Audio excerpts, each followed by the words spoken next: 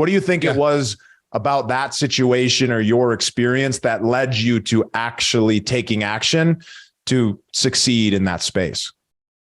Well, I think growing up in a dysfunctional household in a lot of ways, you take on different personality traits.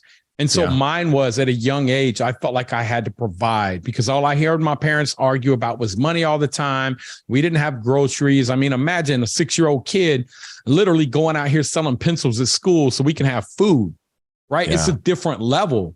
And then, you know, then I start using food to cope and you know, feel comfort. And look at me now, man. I still use food to be comfortable. And look at me, I'm comfortable, baby. Yeah, but, you look comfy. Yeah, I'm very comfortable. And so, you know, those things stay with you the rest of your life.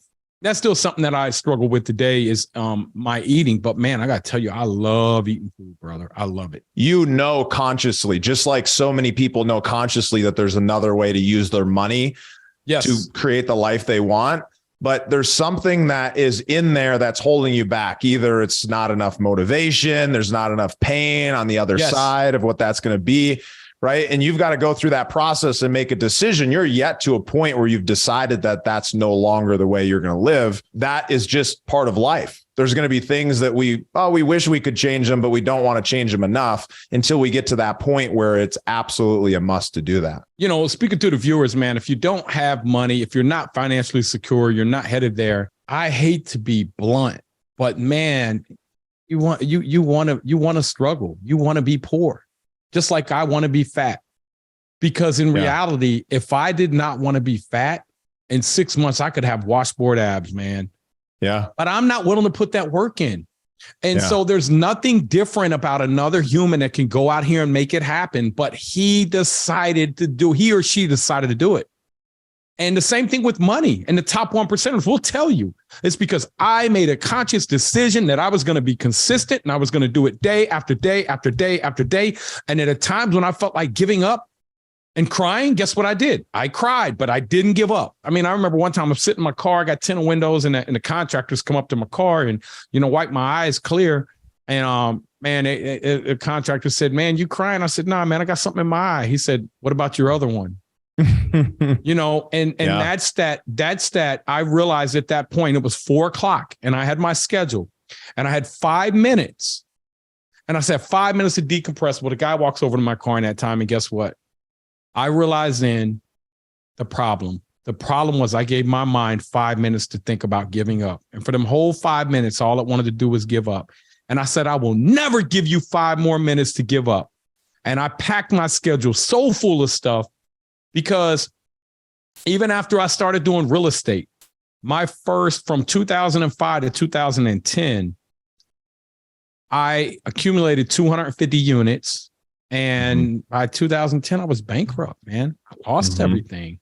I had a couple industrial buildings. I didn't understand, you know, what I understand now. And I lost everything. And I came out of bankruptcy in June of 2013. And by the end of 2015, guys, I had over $35,000 a month in passive income. And that to me was the first time in my life where I got to breathe. Yeah. I said, man, I'm moving to Florida. We're moving to Florida, honey. We're just going down here. We went to the Keys. And for the next 4 months, man, I just did everything that I thought you would do when you're retired. I did it, man. I was 40 years old. And I came from going bankrupt just a few years earlier to now being retired. But those 16 and 18-hour days of work that I put in, that's kind of what made it happen. But really what it was all the failures leading up to that. Yes. I learned from those mistakes. And a lot of you guys, man, you can learn from Steve and take the shortcut. Don't go out here and take the long haul, man. It is costly. It will cost you decades of time. And so, you know, when you get into understanding the getting around successful people and learning stuff from them, man, I'll pay whatever. Because I spent over $10 million learning the stuff I know, but most of it was failures. That's the irony, right?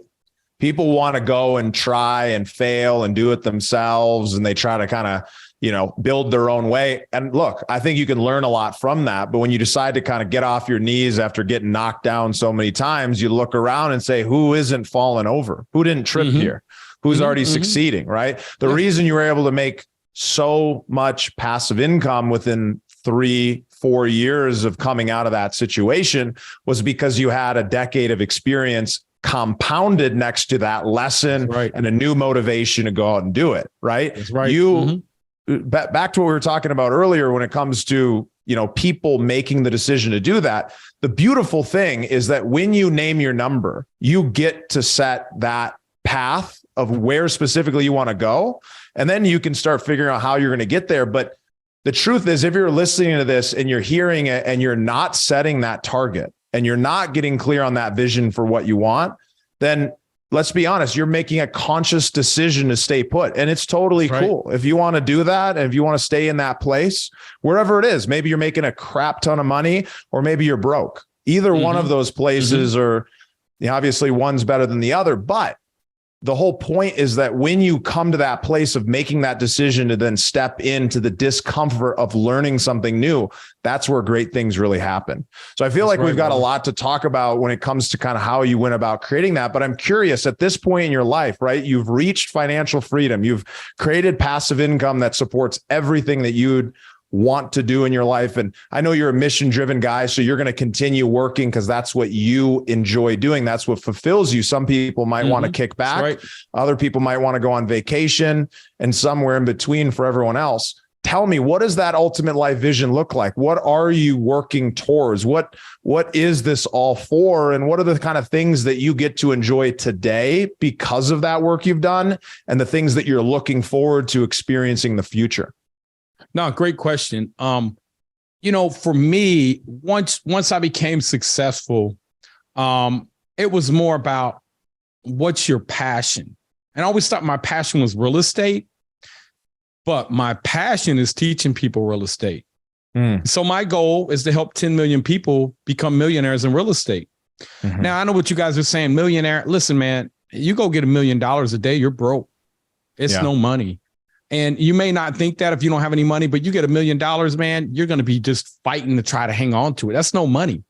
And so, but if you can get $1 million, then you can get 5 million. If you can get 5 million, you can get 20 million, because you've learned to do something over and over and over again. It's just taking not more risk necessarily. People say risk, but it's doing it just a little bit on a bigger scale and doing it over and over, because your skill set gets greater over time. And so for me, it's really just helping people, because I see people struggle so bad financially in the United States. And I'm like, dude, you don't know about leverage. You don't know about compounding interest. You don't know tax benefits of properties. Like, you think 8% return is good. Brother, inflation is 8%. You're getting 0. And if you understand how to leverage property, even with a 75% loan, and you can identify areas that are going to have growth based off of future demand, not past demand, then you can find areas that are likely to appreciate. It's a mathematical formula that we use. And basically, you look at what current inventory is, what you can buy it for, what it costs to build new, and then you figure out what equilibrium is based off of future demand. That's where the opportunity is. And if you can do that successfully, then that's when your real estate portfolio will start to grow. And every 5 years, you can go pull more cash out, tax-free. And you can do this over and over again. That money you take out, you do whatever you want. Most people like me, they're going to buy more real estate. But that's my passion, brother, is to show people to quit their W-2 jobs. And I got people every month that are quitting their W-2 jobs, people every month that are becoming millionaires.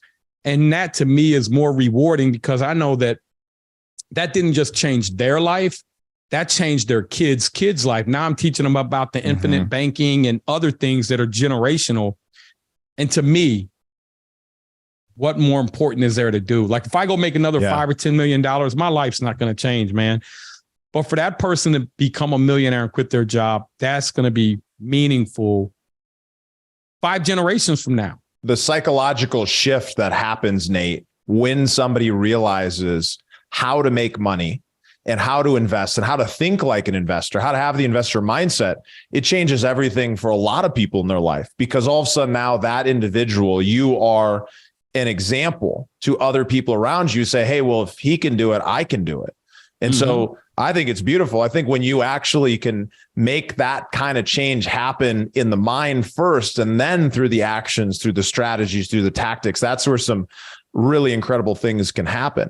And I think if you want to go down the path of becoming a real estate operator, of running real estate like it's a business, of going out and finding deals and putting them together and making this your new passion. Thank you for listening to the Investor Mindset Podcast. If you like what you heard, make sure to rate, review, subscribe, and share with a friend. Head over to theinvestormindset.com to join the Insider Club, where we share tools and strategies from the top investors and entrepreneurs on how to take it to the next level.